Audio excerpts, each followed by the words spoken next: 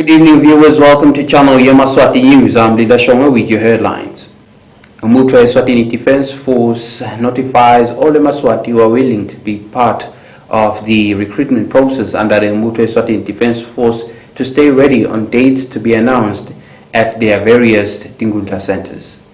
His Excellency the Right Honorable Prime Minister returned home from the Equatorial Guinea after attending the African Union Summit.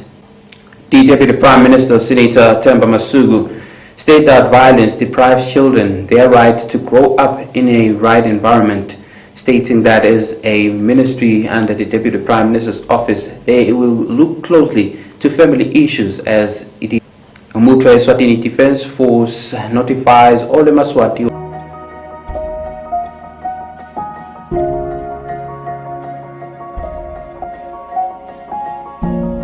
The Deputy Prime Minister, Senator Temba Masugu, stated that violence deprives children their right to grow up in a right environment, stating that as a ministry under the Deputy Prime Minister's office, they will look closely to family issues as it is under their portfolio.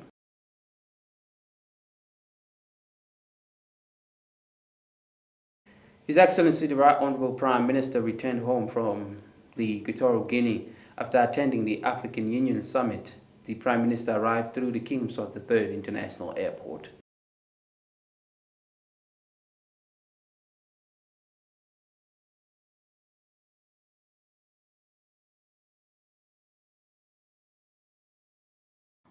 His Excellency the Prime Minister Honorable has arrived in the country from Equatorial Guinea.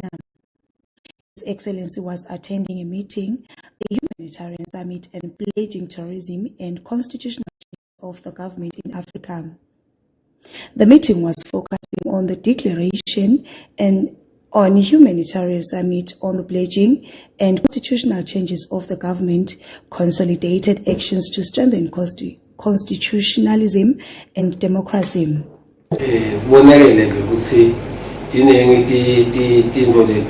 Tinkareko letihlukubeta abantu ukufaka khona ekhasi timpi letingapheli emaveni ase-Afrika kube khona nemavukela mbuso kube khona netinto nje tabo climate change letibanga ukuthi kube khona kushoda kwekudla bese ke abantu bayahlukubeteka sengishilo ukuthi kuvinyelwa kwakho esikhwama i-staff sita kuhlangabezana naloko kuhlupheka kwaseke uvunyelwana ukuthi la kule African Union kube khona lo singathi phecelezi humanitarian agency kusho ukuthi luhlanga ukuthi noma litiko lelitawubukana nje nekuphatheka kwale lokutawucondzana nalesimo sekuhlukubeteka kwabantu kusho ukuthi kutaba litiko leliseceleni nje letawubhekana naloko kube khona ke kuthi kuvunyelwane ukuthi kukhishwe imali kulomhlangano letawube letiyocala lesikhwama labanenge ke basho ukuthi baphese bomalini nalebe bakakasiphathi nabo bathembisa ukuthi baseyawubuka edepartment abo batawubuye babone ukuthi bafaka kanjani nasebakhulumisene nabo uhulumende babo. I am Nendobe Gotabeze with Nohlanhla Twala at Yemaswati III International Airport. The Minister for Tourism and Environmental Affairs awarded 6 companies that took part in the competitions to ensure that their country follow the guidelines of climate change combat, as they have worked well to assist the country in that regard. The Ministry of Tourism and Environmental Affairs today staged awards and awarded 6 companies which performed well in the competition that was raised by Eswatini Environmental Authority in the quest to continue to combat climate change in Eswatini. Asibonge ke namhlanje ukuthi laba labangibona ba-applyile bacela lolusizo utholakele 49 walaba applyile. Siyaqela ke lokho ukuthi bekunene ngesikhathi kushanetiswa ukuthi kufuneka abantu ba-apply bantu aba-apply liningi ukuthi ngesikhathi soku-apply office bathongqongqotha letiwe thina siyibonanga minister besingamane singene nje lanathi kanti phela kuyahlungwa la bese uyabuka ukuthi singaqala ngalo abengitshela nje shemeni ukuthi wonke lama application biningi lawo bobona vele lo sito ukuthi uyadzingakala kepha bekunento wakhona kubendela bonke sisike nine leniphumelele ngoba phumelele sikisi kusho ukuthi labo professor beba inkinga 49 phumelele sikisi kepha ke sithi nine leniphumelele saleni basibonele kulabanye ukuthi lo msebenzi wekubuyisela live emvelweni yakhe basashilo umfundisi ukuthi uNkulunkulu abethuma umuntu ukuthi awunakekele umhlaba kwaba ngumuntu futhi lo sathi awuphatha dedewu umhlaba uzufike kunasigaba lo sewubuso siyabonga kakhulu ke nemabhodi lamabandla onke latiniketile lokuthi afake umfutho lomkhulu ukuthi live libuye lendzaweni sonke silapha nje lesemukele siyethembisa nduna ukuthi sitawubamba ngato totimbili lo msebenzi kuze situkulwane lesitabo sikhanze umhlaba usengilowo lobemukelako naloba. For Channel Yemaswati News, I'm Linda Shongwe with Kimbali Mavuso Ezudwini. The Ministry of Justice and Constitutional Affairs today hosted a meeting with members of Parliament where they were deliberating on how they will craft a way forward so that they can make engagements with the public on the marriage bill. The Ministry of Justice and Constitutional Affairs staged a workshop where they were deliberating on the marriage bill. They stated that it needs to be taken to the people for deliberation so that they can make their contributions. Silanzelela kusafuna kuhanjwe kuyiwe kubantu ngabo abantu labatafike bayithathe uvakale ukuthi bona bathini ngabo ngoba lenguquko sedinenge dikuqo letikhona la ufake ikhathi nje mangakubekisela lengihisha kakhulu ilakuthaneni babe mangabe ahleli namake ekhaya bashathile noma bathethele kuyabonakala ukuthi babe soyashintsha kumbe ngenkolo yakhe kufuna bene right yekuthi yena angamlandzeli babe kule nkolo mangaba ngafuni uyabona ke lokho ukuthi akusasikho ukuphilisana kahle ukuthi babe tawuphuma hamba izayoni make uyaphuma uyalela khona akusiyo ke lokho kahle lokho sinalo ukuthi akuhambe umthetho lo ma recommendation nje ngicabanga ukuthi utawabhala sihlalo aye kubantu setihlahla emiphakathi ikhulunyiswe kabanti ngoba umthetho ufuna ukuthi usebenzele kubo labantu labakhulu ke ukuthi sima decisions yenyalokani lokuthathana phela sidalule kubo lokho ukuthi sikuthatha imivo yema stakeholders so ngisho ukuthi infantry isesekuqaleni le process lapho sikhona nya thatha orientation from a ministry mathathu ke la ma ministries lala kuna committee la justice kuna committee la committee la DPM so singumshado nanathi ukuthi Channel Yemaswati News, Kimbali Mavuso.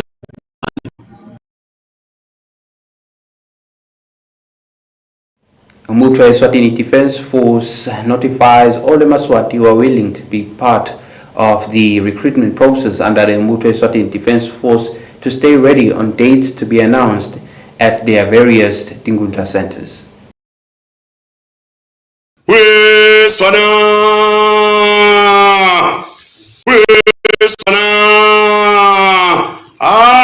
Lalela nizabale ngosini uthokandaba lotivako kuyawujoyina emasotsheni akaphelele enkundleni yakhe enhloko ofisi kepha baphelele inkundleni bete nabometisa babo bebuve kusukela kulona iminyaka lelishumi nesiphohlongo kuya kulona iminyaka lengemashumi lamathathu nesihlanu abaphelele enkundleni yabo usho njalo umswazi omnyama bothulu lodunga bathi ke khawula abantu ngemvimbeko yatibona inhloti kungengwane kuyasathi bikena kodwa abonywane kaZulu ayethe unathi how they will craft the way forward so that they can make engagements with the public. Nati ke leti nkundla mhla ka-6 kuJune nga-8 ekuseni enkundleni eSigwe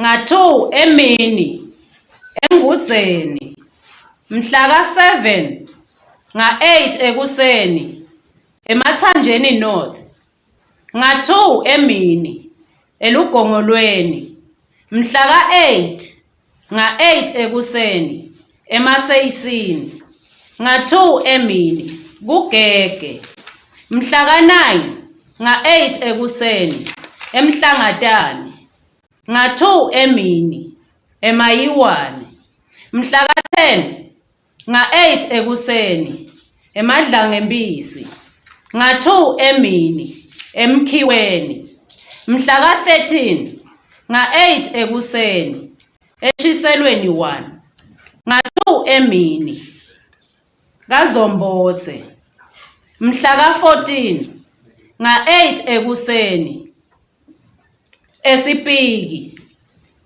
nga-2 emini eNzingeni mhla ka-15 nga-8 ekuseni eKukhanyeni nga-2 emini kuNkomiyahlaba mhla ka-16 nga-8 ekuseni eMhlambanyathi nga-2 emini eSiphocosini mhla ka-17 nga-8 ekuseni kuKhubutha nga-2 emini kuMthambama mhla ka-20 nga-8 ekuseni eHukwini nga-2 emini eMaphalaleni mhla ka-21 nga-8 ekuseni eNkwene nga-2 emini eShiselweni 2 mhla ka-22 nga-8 ekuseni ePhondo nga-2 emini kuMangcongco mhla ka-23 nga-8 ekuseni eTimpisini nga-2 emini eNfonjeni mhla ka-24 nga-8 ekuseni eMotshane nga-2 emini eNkhaba mhla ka-27 nga-8 ekuseni eMhlume nga-2 emini ngaloMahasha mhla ka-28 nga-8 ekuseni kuMahlangatsha nga-2 emini eNgwempisi mhla ka-29 nga-8 ekuseni eMbolonjeni nga-2 emini eDvokotveni mhla ka-30 nga-8 ekuseni eMafutseni nga-2 emini eGilgali mhla ka-1 kuJulayi nga-8 ekuseni eNkilongo nga-2 emini eLubulini mhla ka-4 nga-8 ekuseni eMthongwaneni nga-2 emini eNhlambeni mhla ka-5 nga-8 ekuseni eMathanjeni nga-2 emini ngaSomntongo mhla ka-6 nga-8 ekuseni eKwaluseni nga-2 emini eLudzeludze mhla ka-7 nga-8 ekuseni ngaLamgabi nga-2 emini eNdondozi mhla ka-8 nga-8 ekuseni eSiphofaneni nga-2 emini eSithobelweni mhla ka-11 nga-8 ekuseni eMbabane East nga-2 emini eMbabane West mhla ka-12 nga-8 ekuseni eHosiya nga-2 emini eSandleni mhla ka-13 nga-8 ekuseni emanzini north, nga-2 emini emanzini south, mhla ka-14 nga-8 ekuseni ngalobamba, nga-2 emini ngalobamba lomdzala, mhla ka-15 nga-8 ekuseni kumethula.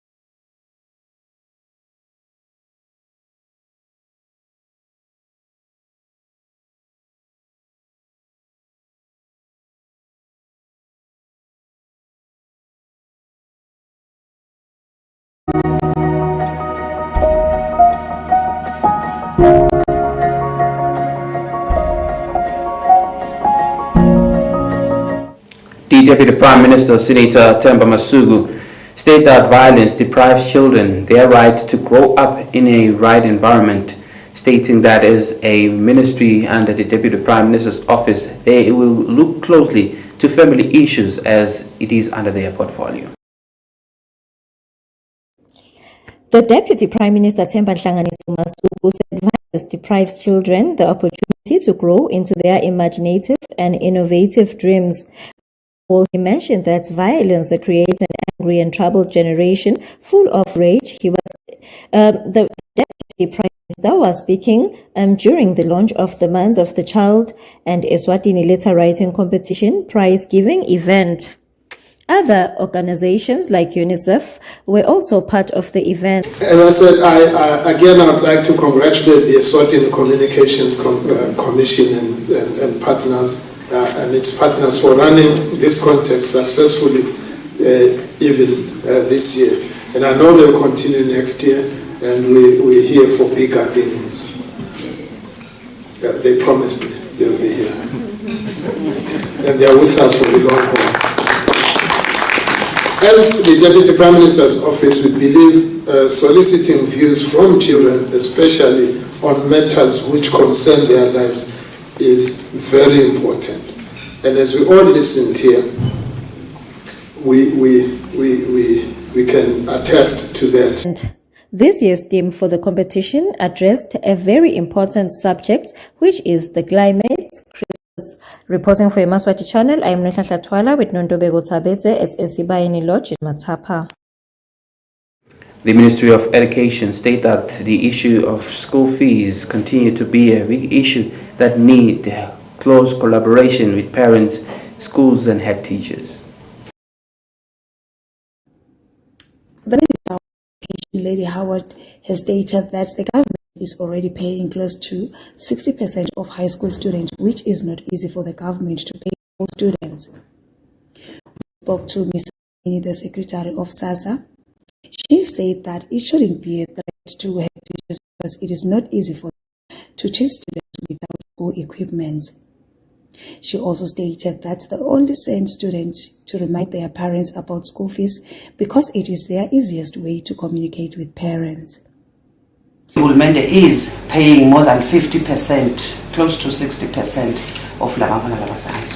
Sibeseke futhi sesikhulumisana na Magesi Phasha Dlamini lo ngumabhalane wakasasa le kungu-Swaziland Association of Schools Administrators le kuyinhlangano yabothishela labakhulu labangaphasi kwalo ke liphiko lakaSNAT lochazile ukuthi ke lenzaba yeko ukuthi ke bamfana bangasabhadali imali yesikolo ayikabekwa ke ngendlela noma ke ayingabekwa ke ngendlela yokucinzetela bona ke bothishela enhloko futhi bona umfana vele ke baye bamjikise ukuthi ayeke ekhaya ngoba ke suke kunguye lo sembi kwabo hayi ke umtali. Mina ngingawathi umhlonishwa utakahle uthi sale bane free high school education, that is most welcome, but it mustn't come as a threat to teachers ukuthi war unto those teachers labada uhambela imali yesikole. She said that in the act lekhona ngithi and kude I-process la sinikete yona Minister of Education ukuthi kusukela namuhla bantwana ngeke basabhadala and ngeke baxoshwe and isuke singabaxoshi thina bantwana sisuke bantwana sithi abahambe bawukhumbuta abatali kuloko labakuvuma kubudget ukuthi they are going to pay for their children. So leli gama leqoshwa nje, it's such a blanket statement le center ngathi lesingathi sisicabanisa nebatali asibaxoshi bantwana umhana sisebenzisa yena ngoba nguyena lo lambi kwethu umtali ukhashane asmart ukuthi singamthola phi ngalesikhathi lesibekiwe ukuthi at this point in time bonke bantwana mali bese babhadale esikolweni. Reporting for Channel Yemaswati, with Nhlanhla Twala, Manzini. The Bible Society is planning for a national mass prayer to continue to pray for the country's events and also pray for the challenges of Eswatini.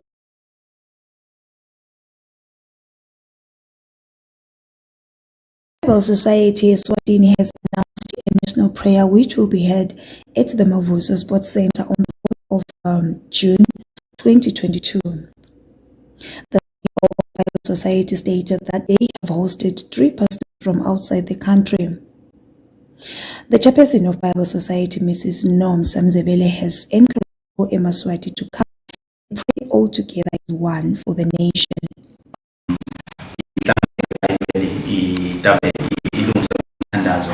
This coming Saturday, mhla 4 June, umthandazo utabe usemavuso.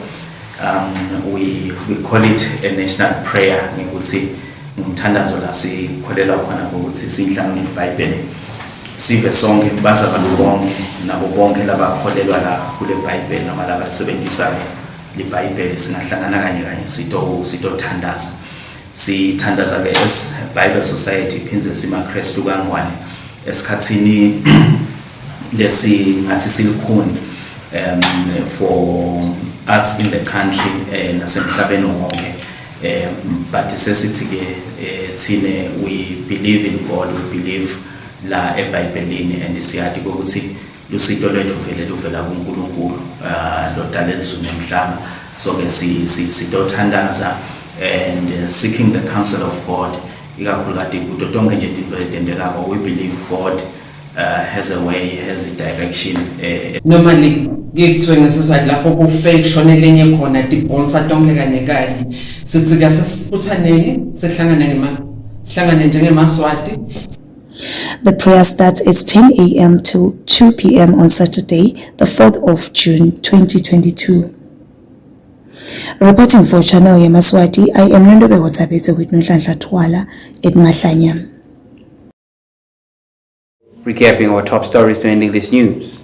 Umutwa Eswatini Defense Force notifies all the Maswati who are willing to be part of the recruitment process under the Umutwa Eswatini Defense Force to stay ready on dates to be announced at their various Tingunta centers. His Excellency the Right Honorable Prime Minister returned home from the Equatorial Guinea after attending the African Union Summit. The Deputy Prime Minister, Senator Themba Masuku, stated that violence deprives children their right to grow up in a right environment, stating that as a ministry under the Deputy Prime Minister's office, they will look closely to family issues as it is under their portfolio. All that's all for today. Until next time, please do enjoy the rest of your viewing. Good night.